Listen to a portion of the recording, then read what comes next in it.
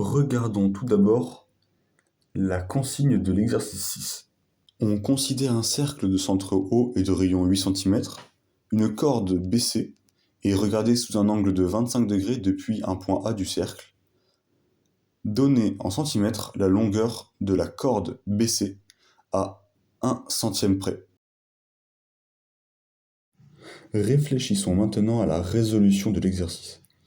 Nous connaissons un angle et quelques longueurs, donc déjà on va pouvoir quasiment être sûr que ce qu'on va devoir utiliser pour résoudre l'exercice, ça va être la trigonométrie. Parce que c'est le seul cas dans lequel on a besoin d'angles et de mesures.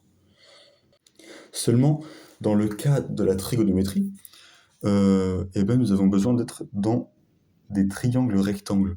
Or, nous n'avons pas de triangle rectangle. Donc, désormais, nous savons que avant de trouver la solution finale, nous aurons besoin de discerner, de trouver un ou plusieurs triangles rectangles dans la figure que nous avons là.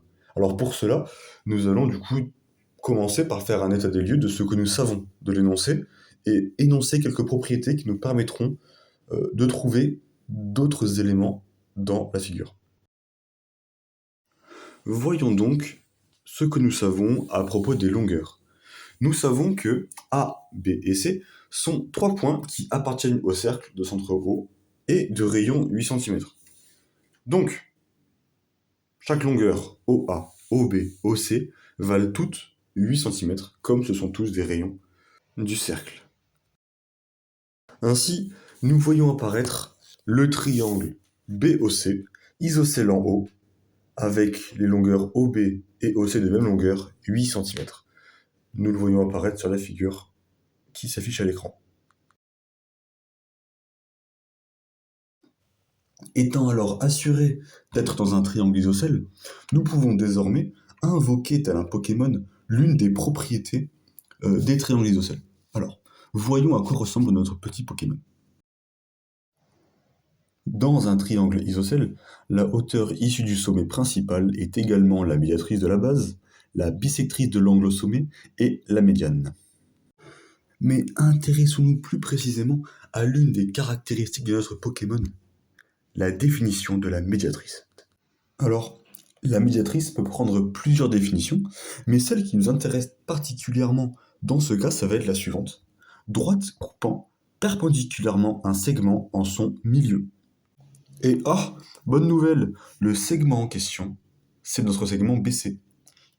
On va alors tracer la médiatrice de BC passant par O, et le point d'intersection entre cette médiatrice et BC, nous l'appellerons H. Et voici ce que ça donne sur la figure. Et nous voyons, conformément à la définition de la médiatrice que nous avons vue précédemment, que la médiatrice, ici, coupe le segment BC en H, perpendiculairement en celui-ci, et surtout en son milieu. Ce qui nous amène donc à considérer un triangle isocèle séparé en deux triangles rectangles égaux, équivalents. Et là, vous allez me dire, mais pourquoi ils sont équivalents? Eh bien, je vous dirai que la médiatrice dans un triangle isocèle est aussi l'axe de symétrie de ce triangle. Ce qui veut dire que si je le coupe en deux perpendiculairement, forcément les deux côtés seront égaux, seront rectangles, alors les deux côtés sont des triangles rectangles égaux. Alors, du coup, désormais, nous n'avons plus besoin de calculer BC, mais nous pouvons simplement calculer HC ou BH. Mais nous allons calculer HC, parce que c'est moi qui décide de toute façon. Alors voilà, si vous aviez bien suivi le début, nous avions évoqué le fait que nous aurions besoin d'avoir un triangle rectangle pour pouvoir trouver notre distance, parce que nous avons des angles, des longueurs. Ainsi, toutes les conditions sont réunies pour utiliser la trigonométrie.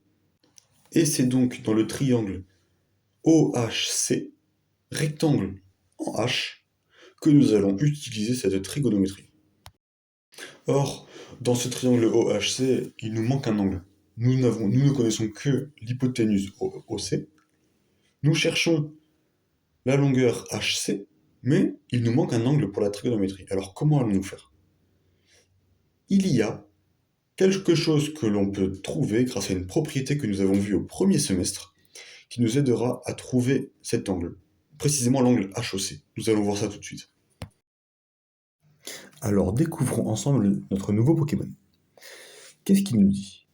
Si un angle inscrit BAC intercepte le même arc qu'un angle au centre BOC, alors l'angle au centre vaut le double de l'angle inscrit. Donc ici, BOC égale à 2 fois BAC. Bon, l'analogie est simple puisque le nom des points sont les mêmes que pour nous.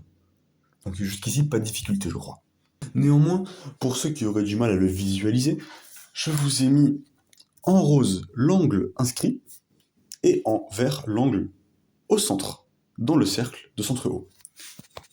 Et si l'angle en rose est inscrit, c'est parce qu'un angle intercepte 2 points du cercle depuis un troisième point qui est sur le cercle. Et l'angle dessiné en vert est un angle au centre, c'est parce qu'un angle intercepte 2 points du cercle depuis le centre haut du cercle. Maintenant que tout cela est clair, calculons donc l'angle BOC, aka l'angle au centre. Après le calcul donc, que nous regardons là, on trouve BOC qui mesure 50 degrés. Je vous laisse quelques secondes pour bien l'appréhender. N'hésitez pas à donner dans les commentaires hein, si vous comprenez pas, dites-moi, je répondrai. C'est pas un souci. Et c'est là où ça devient un peu tricky. Parce que rappelez-vous bien la propriété, je l'affiche à l'écran, que nous avons vue au début de la séance. Notre médiatrice est aussi la bisectrice de l'angle au sommet, autrement dit la bisectrice de l'angle en haut. Et pour mieux comprendre pourquoi j'évoque une bisectrice, en voici une définition. C'est une droite passant par le sommet d'un angle et coupant ce même angle en 2 angles égaux. Alors nous comprenons que notre bisectrice qui passe par le sommet haut coupe l'angle BOC en deux angles égaux. Donc, notre angle HOC que nous cherchons, nous savons qu'il mesurera 50 divisé par 2, soit 25 degrés. Comme vous pouvez le voir sur le schéma affiché à la vidéo. Enfin, toutes ces étapes préliminaires nous ont conduit à cet instant, à ce moment. Et c'est là que du coup, tout l'exercice prend son sens. Comme on peut le voir sur le schéma, on se retrouve face à un cas de trigonométrie très simple. On connaît un angle, on connaît l'hypoténuse du triangle rectangle, on cherche le côté opposé à l'angle. Et dans ce cas de figure, quelle est la meilleure opération possible? Cosinus, sinus ou tangente? Je vous laisse réfléchir quelques secondes. Et c'est une bonne réponse, c'était le sinus. Nous connaissons l'opposé, l'hypoténuse, nous utiliserons le sinus pour trouver x. Le calcul s'affiche juste à droite du triangle. Petite séance ASMR. Je vous laisse apprécier la beauté de ce calcul.